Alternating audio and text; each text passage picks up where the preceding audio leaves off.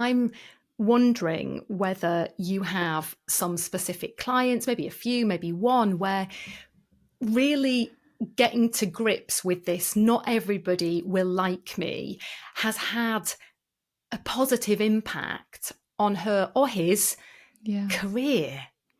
Yeah. So I think, I've worked with so many women who are kind of like holding themselves back in meetings. It might be that they were biting their tongue. They might have had an idea or an opinion or some feedback, but didn't want to rub someone up the wrong way. You know, but I think often people realize when I'm working with people that this resonates with, that this kind of like constant self-monitoring is actually exhausting, and it limits impact, right? Because Mm.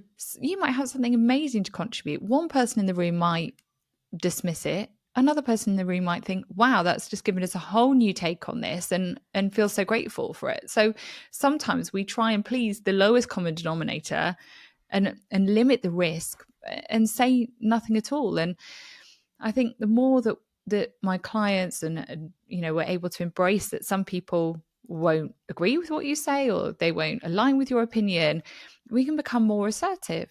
We can become clearer in communication, less fearful. And I've seen people kind of, go different ways in their career, maybe even be promoted, and that shift doesn't come from learning how to be liked. It actually comes from tolerating the discomfort of not being universally approved of. And I think this is it. I think we feel that for someone not to agree with us, it can feel quite threatening, because of the meaning that we apply to it.